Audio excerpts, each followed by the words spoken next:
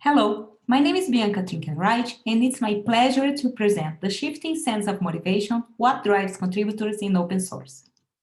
Motivation has been frequently studied topic in software engineering, as it helps organizations to achieve higher levels of productivity and avoid the turnover. However, general motivation may not be necessarily applied to open source, where the contributors have a high degree of autonomy, intrinsic motivation, and self-determination. Therefore, motivation of contributors in open source projects has also been a topic of much interest. The research on this topic dates 10 and more years back, and much has changed in the world since then. Our study revisited old motivation studies and through an online survey asked open source contributors what motivates them today. The insights can be used by open source community managers who want to grow a community, organizations that want to understand how community members behave, or any of us when working with others in open source. After all, we need to have a current understanding of what motivates contributors to make impactful decisions. One goal was to investigate how motivations to contribute have changed since the early surveys from the 2000s. A second goal was to take the research to the next level and investigate how motivations change for individuals as they continue to contribute after joining. We started by selecting two previous surveys with more citations in Google Scholar, and another additional one, even with less citations, but happened in the same period and was answered by almost 3,000 contributors. We then aggregated similar questions to avoid redundancy and ended with 20 questions. Next, we grouped the questions into high-level constructs to narrow down the analysis, informed by an existing framework of open-source motivations. Recruitment was done by an international and diverse team of researchers from both academia and industry, working around the globe, who posted ads in social media, asked personal contacts to share our messaging, and paid to promote some of the posts. We filtered the data and employed both qualitative and quantitative analysis to answer the research questions, which I'm going to present now. Several motivations are consistently top-ranked in all surveys, as learning, intellectual stimulation, which is part of fun, sharing knowledge and skills, which is part of altruism, participating in the open source scene, which is part of kinship, and believing that source code should be open, which is the ideology. The financial reward, being paid to contribute, and selecting products and services was also consistent, but as a bottom ranked for all services.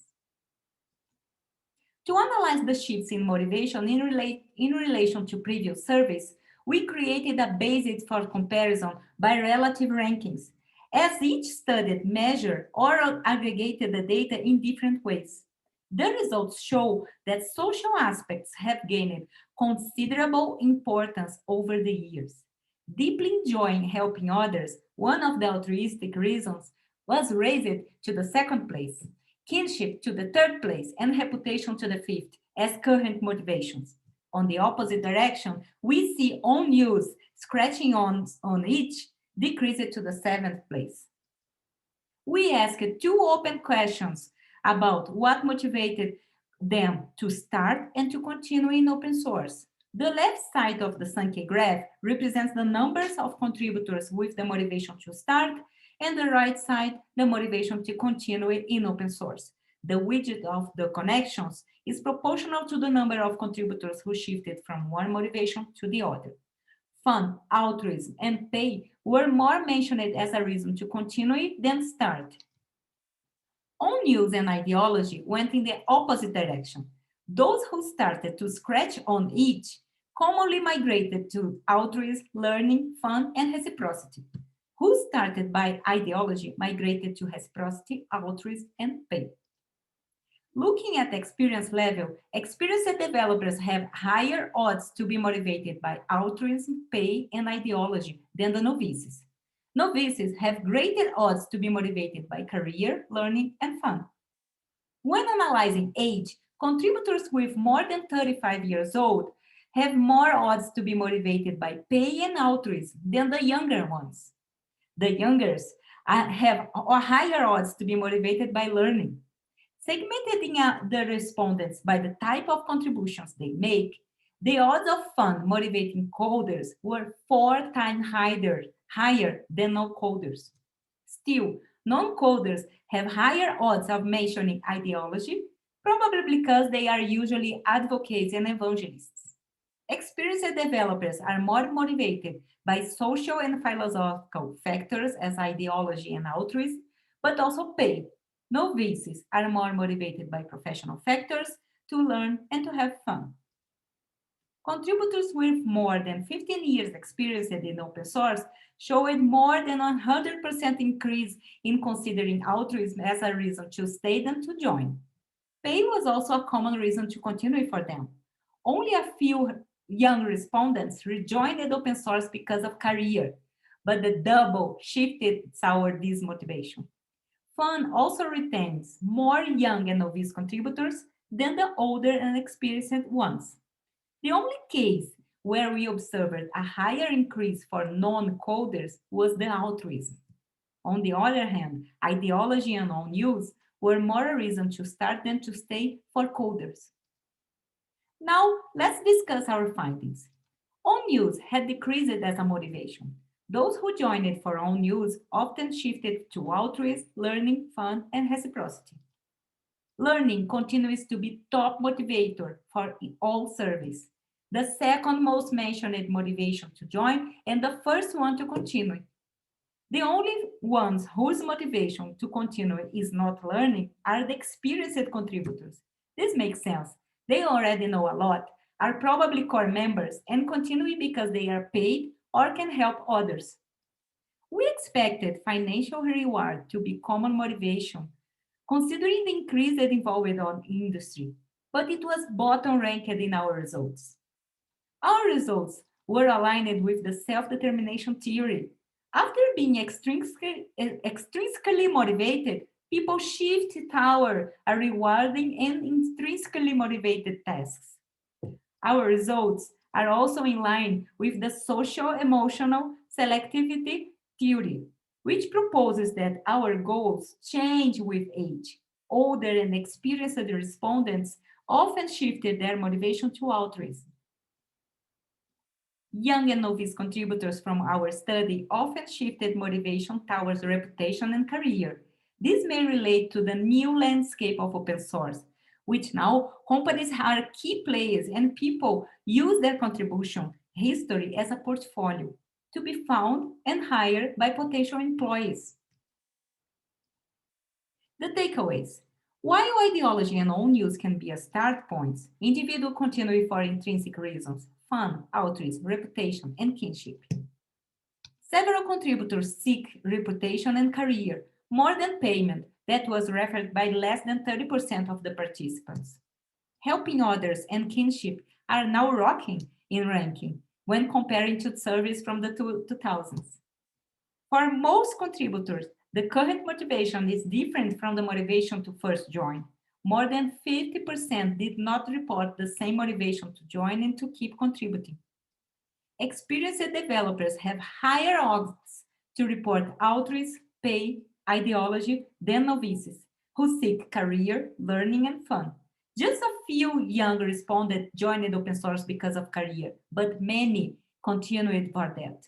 The odds of a coder reporting fun is 4 times higher than non-coders, who show it to be much more motivated by ideology. Thank you. So, welcome again to this session on open source participants motivation. The paper that we will have Q&A now is entitled The Shifting Sands of Motivation, Revisiting What Drives Contributors in Open Source. I'm Gregorio Robles. I'm from the Universidad de Juan Carlos here in Madrid, in Spain. And I have the pleasure to be with Marco and Bianca, who are the co-authors of this paper. So I see some activity in the chat, so I will start with the questions here. So Bruno asks, what's the percentage of representation in the study between different types of contributors? Core contributors, full-time or part-time contributors, first-time contributors, etc. And he asked if there's any major concentration of any specific category. Yes, we have. Most of the respondents are unpaid. Actually, 61% of the respondents are unpaid, and then it's like vary from totally paid 6% to mostly unpaid, mostly similar paid and unpaid ratio with around 10% each. So like 60 is unpaid. Okay, so thank you. So Brian asks, to what extent could open source projects leverage your findings to attract or to retain more developers? Can you try this one, Bianca? Yes. So when you understand the motivations that people have to join and to stay, like most of my contributors are altruists, or most of my contributors are driven by ideology, I can make efforts to attract and maintain this kind of motivation. So if most of my contributors are motivated by money, being paid, I need to find a way to attract and retain those people. So the motivations are very related to attract and retention. Yeah, and that's particularly relevant for experienced people. So we found out that they are motivated by social interactions. So we can see that it's improving a lot with the social coding platforms. Now we have a lot of functionalities that allow the interaction, and people are interacting in the platform. So people, experienced people, value that a lot. And but we see, for example, reciprocity. Reciprocity, we found out that's very important for women, but there are not that many features in the platforms that make those people feel comfortable or feel that they are included in that platform. So the people from the communities can take a look at our motivations, the ones that we found that are relevant, mainly for the minorities, and try to improve the environment to better fit those people that are motivated by those factors. Hey, Igor. Yeah, thank you. So yeah, Igor just joined, so you can make, of course, questions as well for Igor. Please do that in the chat. So one of the nice things of this study is that it looks at contributors in general and not at only developers, as it has been done historically. So we have got the coders and the non-coders. Could you please summarize what the difference are in motivations between coders and non-coders? Do you have that in hand, Bianca? I can try to find here in the paper. Yeah, I need to look to find. Yeah, I found here. For example, we found that coders are more motivated by fun than non-coders. The odds are 4 times higher that they report being motivated by fun. Just correlational. We don't have the reasons for that. That's a subsequent work, but that's something to pay attention. Why non-coders are not having fun, or they are not motivated, or it's just because we have confounding factors here. Because we also found that men are more motivated by fun than women, and we also found that non-coders, it's more common to have women than men. So maybe that can be an actual explanation that can be investigated in future work. Yeah, fantastic. So if there are no other questions, I keep on going with my questions. So one of the things that some people criticize of this type of research is that it's self-reported, in the sense that you ask the developers, what's your motivation? Is it money? And then they say, no, it's not money. Because, and you have to think, in some countries, I'm thinking now about the Mediterranean countries, talking about you like money is not socially well seen. How would you counter-affect that? How do you think this affects your results, and how do you think you could counter-affect that type of situations? Yeah, that's a drawback of surveys. We can't go in deep. in understanding the whole context of the respondents. We get a broad, diverse set of respondents, but it can have this kind of bias. I think it would be needed some kind of interviews or observation to go deeper. But what we did to try to avoid that kind of problem is to have an open question, at least without asking the specific motivators.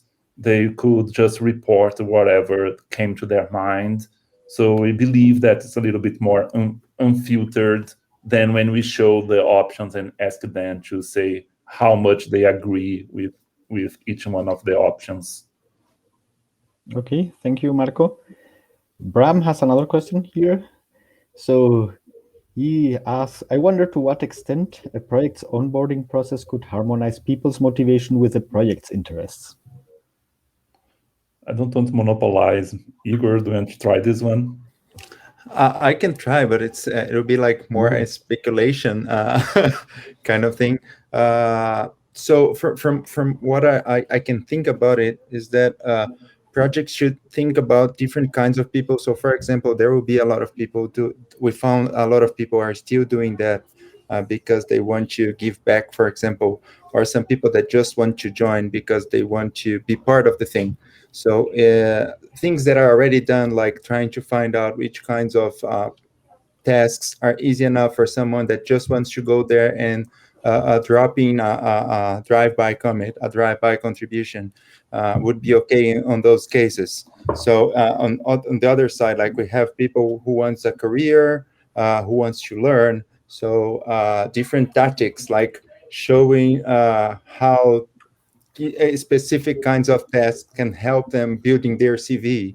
So being explicit on their contribution documentation on, okay, you want to do something to improve your learning on these topics, please go here and try to find these kinds of tasks.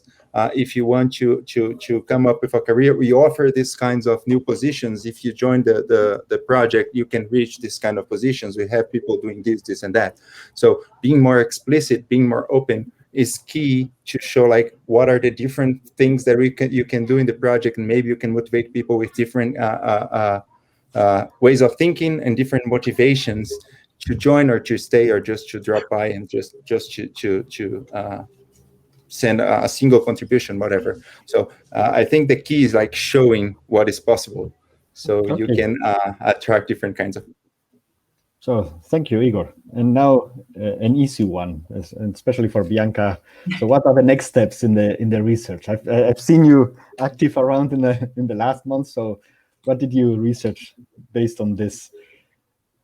We are planning some steps. So one of the steps is to go further in women. So I am studying women's participation. I want to do women's motivations.